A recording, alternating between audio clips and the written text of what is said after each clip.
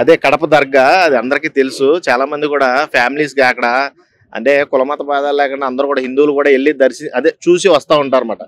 అలాంటి చోట్లకి మన ఏఆర్ రెహమాన్ గారు ఒకసారి వెళ్ళి చూడండి అని రామ్ చరణ్ గారికి చెప్పడం, అది కూడా ఆయనకి కుదిరినప్పుడు వెళ్ళడం, అది కూడా అయ్యప్ప మాలలో ఉండడం వల్ల వీళ్ళందరూ కూడా ఏంటంటే హిందూ సనాతన ధర్మాన్ని పక్కన పెట్టి దర్గాకి వెళ్ళాడు మాల వేసుకొని అని చాలామంది ఆర్గ్యుమెంట్ చేస్తున్నారు.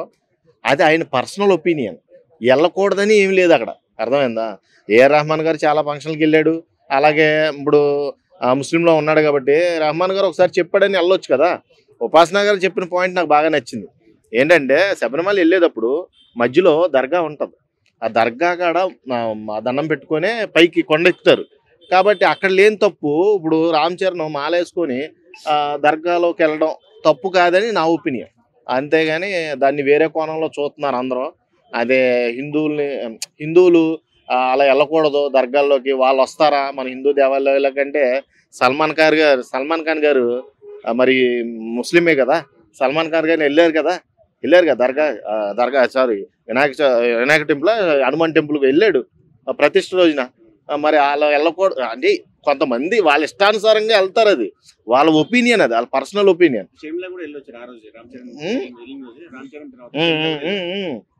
అందరూ కూడా ఏంటంటే దర్గా అనేది ఒక ప్రత్యేకమైన ప్లేస్ కాబట్టి మసీదుకి నుండి దర్గాకి తేడా ఉంది భయ్య.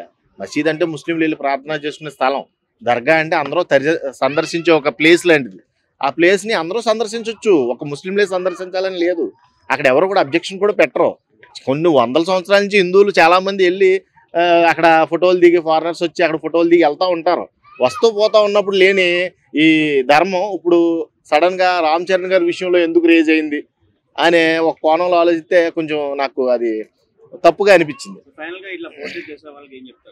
పోర్ట్రేట్ చేయొద్దని చెప్తాను, ఎందుకంటే అన్ని ధర్మాలు అన్ని ధర్మాలని గౌరవించాలి మనం. అర్థమైందా? ఆ వృత్తిలో ఉండి ఇప్పుడు మంచి హీరో పొజిషన్లో ఉండి అంతమంది ఫ్యాన్ బేస్ ఉన్నారంటే అందరూ ఒకే కులం చెందిన వాళ్ళు ఉండరు. కాబట్టి ధర్మాలని గౌరవించాలి, అన్ని ధర్మాలని గౌరవించాలి. మీ ధర్మం మీకు ఉండొచ్చు, నేను తప్పులేదు అంటలేదు, కాకపోతే మీరు దాన్ని వేరే కోణంలో చూడడం తప్పు అని చెప్తున్నాను. అలా చూడొద్దని నా ఒపీనియన్. ఉపాసన గారు చెప్పినట్టు అది తప్పు నిర్ణయం, తప్పుగా మాట్లాడుతున్నారో అలా మాట్లాడొద్దని ఇంకొకసారి చెప్తాను. డిప్యూటీ సీఎం ఇప్పుడైతే బాగానే ఉన్నారు, ఆయన సనాతన ధర్మాల గురించి బాగా పోరాడుతున్నారు కదా. అంటే సనాతన ధర్మం కోసం కాదు కదా మనం సీఎం గా చూడాలనుకో, అంటే రెండు విధాలు చూడాలిగా మనం. అటు ఇటు సైడ్ నుంచి టూ సైడ్ చూడాలిగా, ఇటు ప్రజల కోసం, ఇటు దీనికోసం పోరాడుతున్నారు కదా అని. బాగా ఇప్పటి వరకు అంటే 5 months 6 months అయింది కదా, ఎలా అనిపిస్తుంది? అంటే ఒక హీరోగా చూసాము రియల్ లైఫ్ లో, ఇప్పుడు రియల్ లైఫ్ లో హీరోగా తనని ప్రూవ్ చేసుకుంటున్నాడు కదా రాజకీయాలలో.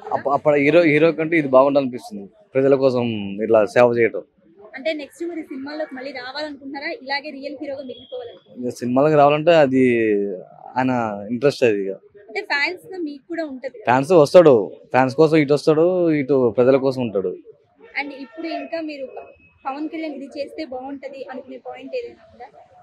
ఇది చేస్తుంది అంటే అది ఏం లేదు, ఏం చేసినా ఆయన మంచి గురించి చేస్తారు అందరి గురించి. అదే పవన్ కళ్యాణ్ చెప్పేసి. అంటే పుష్ప మూవీ చూసారా? లేదు, చూడలేదండి. అంటే పుష్ప 2 కోసం అందరూ వెయిట్ చేస్తున్నారు కదా. నేను మూవీస్ ఎక్కువ చూడను. Thank you.